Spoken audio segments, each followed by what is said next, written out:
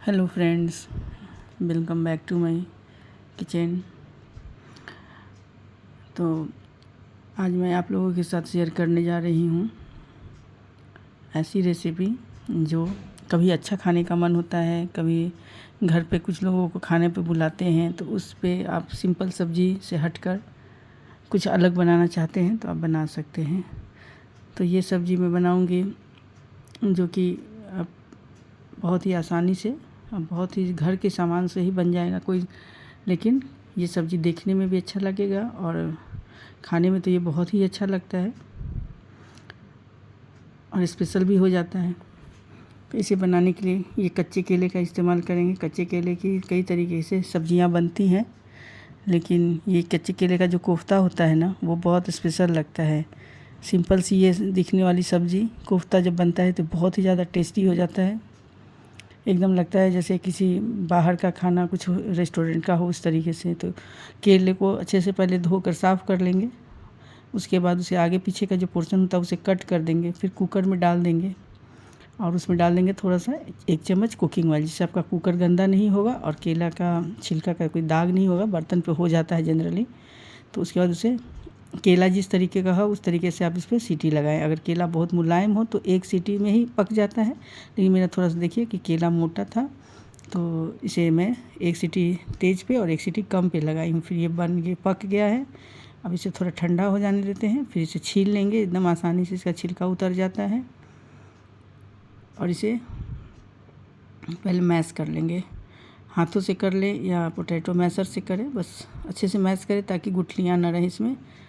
और बहुत अच्छे से इसे मैश करके फिर इसमें टेस्ट के लिए अभी इसका ऐड कर देंगे। इसमें ग्रेटेड ये अदरक है, बारीक कटी हुई हरी मिर्ची है और बारीक कटा हुआ धनिया का पत्ता है। इस जगह पे आप चाहे तो इसमें प्याज भी डाल सकते हैं। फिर इसमें डालेंगे कुछ कुछ मसाले। तो मैं इसमें डाल रही हूँ घर का बना हुआ जो जीरा और काली मिर्च का पाउडर होता है, वो मिर्ची का पाउडर, कलर के लिए इसमें हल्दी का पाउडर, इससे कलर अच्छा बनेगा कोफ्ते का हमारा। और फिर इसमें डाल देंगे टेस्ट के अकॉर्डिंग नमक। इन सभी को डालने के बाद इसमें ऐड करेंगे अदरक लहसुन का पेस्ट और फिर इसमें डाल देंगे, मैं इसमें यूज़ करूँगी इसे बाइंडिंग के लिए सत्तू बोलते हैं हम लोग बिहार में से, जिसे बाहर आप लोग इसे रोस्टेड चना दाल बोलते होंगे। ये इससे ना बाइंडिंग अच्छा आएगा। अगर ये नहीं अवेलेबल हो तो आप इसमें डाल सकते हैं 1 चम्मच बेसन से भी सब्ज़ी में टेस्ट अच्छा आ जाता है। और लेकिन ये सत्तू का ज़्यादा अच्छा आता है इसलिए कि ये रोस्टेड चना दाल होता है तो इसमें सोंधापन एक होता है, तो बहुत ही अच्छा बनेगा। इसे बाइंडिंग आपका बन जाएगा केले में। तो देखिए इस तरीके से अपने मनपसंद साइज़ में इसका बॉल बना लें और सभी बॉल को बना लेंगे। फिर इसे एकदम गर्म सरसों के तेल में फ्राई कर लेंगे। तो इसे पकाना कुछ नहीं होता है कि पका हुआ तो है, बहुत ही सॉफ्ट होता है, लेकिन इसे तेल गर्म करके बस फ्राई कर लेंगे ऊपर से गोल्डन होने तक। इसका कलर बदल जाएगा और ये फ्राई भी सूखा हुआ खाने में अच्छा लगता है। लेकिन मैं इसका इस्तेमाल करूँगी ना तो सब्ज़ी बनाऊँगी तो एक ही साथ सभी का नहीं बना देते हैं। क्या होता है कि एक साथ बना के रख देने से बाद में ये रस के अंदर टूट जाता है। तो मैं सभी बॉल्स को फ्राई तो कर लूँगी, लेकिन यूज़ करूँगी उतना ही जितना मुझे अभी ज़रूरत है। बाकी अलग अलग रखेंगे, सेपरेट ग्रेवी रहेगा और सेपरेट उसका बॉल रहेगा। ये अब इसके लिए जब तक फ्राई हो रहा है तब तक ग्रेवी की तैयारी कर लेते हैं। तो ग्रेवी के लिए थोड़ा सा प्याज लिए हैं, टमाटर और ये धनिया का पत्ता को जो इस्तेमाल कर रही हूँ तो कुछ मोटे डंठल बच गए थे तो फेंकने से अच्छा लगा कि इसे ग्रेवी में इस्तेमाल करते हैं, इससे इसका टेस्ट भी अच्छा आ जाता है। तो सभी को पीस ले रही हूँ, इसे ग्रेवी थोड़ा थिक बनेगा, अच्छा लगेगा। अभी बॉल्स फ्राई हो गए हैं तो इसे अलग करते हैं और फिर उसी कढ़ाई में तेल डाल, और तेल अगर कम हो तो डाल लें, नहीं तो अगर काम भर हो तो ठीक है। उसी में सूखी मिर्ची तेज़पत्ता का फ़ोरन डालेंगे। जब तेज़पत्ता सूखी मिर्ची चटक जाए तो इसमें डाल देंगे बारीक कटा हुआ ये प्याज। थोड़ा सा प्याज का जब तक कलर चेंज होगा फिर इसमें ऐड कर देंगे ये जो पीस के रखे हैं प्याज टमाटर। इसमें अगर अदरक लहसुन आपका अलग से नहीं हो, मेरे पास अलग हमेशा होता है पिसा हुआ, तो अलग से मैं ऐड करूँगी अदरक लहसुन का पेस्ट। अगर अलग नहीं हो तो आप अदरक और लहसुन साथ ही प्याज टमाटर के साथ ही पीस लें।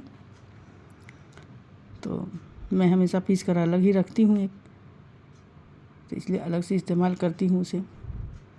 अभी इसमें डाल देंगे टेस्ट के अकॉर्डिंग, जैसा आपका तीखा पसंद हो खाना, मिर्ची और जीरा का पाउडर, काली मिर्च का पाउडर, धनिया का पाउडर और हल्दी का पाउडर, जो घर के बेसिक से मसाले होते हैं अभी उतना ही डालेंगे। और नमक डाल के पहले भूनेंगे जब तक कि मसाला अच्छे से भून नहीं जाए, मसाला से तेल सेपरेट ना हो जाए। इसे अच्छे से लो टू मीडियम फ्लेम पे थोड़ा थोड़ा पानी डालते हुए ग्रेवी को अच्छे से, मसालों को अच्छे से भूने, तभी ग्रेवी में अच्छा टेस्ट आएगा। अब इसमें थोड़ा सा कश्मीरी मिर्ची डाल रही हूँ, क्योंकि सब्ज़ी थोड़ा स्पेशल है तो थोड़ा स्पेशल दिखना भी चाहिए। तो इसके लिए इसमें थोड़ा सा ऊपर से मार्केट वाला ये गरम मसाला का पाउडर है और कश्मीरी मिर्च डाल के थोड़ा सा 2 मिनट तक इसे हल्का सा पानी डाल के फिर से भून लेते हैं। अब आपको जितना ज़रूरत हो, जैसे मसाला हो, उस हिसाब से ग्रेवी के लिए इसमें डालें पानी और इसे उबाल आने दें। ग्रेवी इस तरीके का रखें कि जब इसमें बॉल्स जाएंगे तो थोड़ा सा एब्जॉर्ब करेगा और गाढ़ा हो जाएगा, तो थोड़ा पहले पतला ही रखते हैं, नहीं तो एकदम सूख जाता है पूरा कोफ्ता, ग्रेवी को एब्जॉर्ब कर लेता है। तो इस तरीके का है। अब ये तैयार हो गया है तो गैस के फ्लेम को ऑफ़ करते हैं। और जितना ज़रूरत है मैं इसके ऊपर ग्रेवी डाल रही हूँ, बाकी बॉल को अलग रखूँगी, ग्रेवी अलग रखूँगी बाद में। जिस दिन ज़रूरत होगा उस दिन मैं दोनों को एक साथ फिर बॉयल कर दूँगी, तो मेरा सब्ज़ी एकदम फ्रेश तैयार हो जाएगा, लगेगा नहीं कि पहले का है। तो जितना ज़रूरत है उसी के ऊपर, ये कोफ्तों के ऊपर मैं ग्रेवी डाल दे रही हूँ। अब बन के तैयार हो गया है मेरा ये घर में ही रेस्टोरेंट वाला सब्ज़ी। अगर ये रेसिपी पसंद आई हो तो लाइक कर दीजिएगा और आप भी ज़रूर बना के ट्राई कीजिएगा। चैनल पर नए हो तो सब्सक्राइब कीजिएगा। इस तरीके का बिहारी सब्ज़ी सब देखने के लिए, बिहारी स्टाइल में मैं जो भी खाना बनाती हूँ उसे देखने के लिए thank you very much. Video को पूरा देखने के लिए फिर मिलेंगे नए वीडियो में।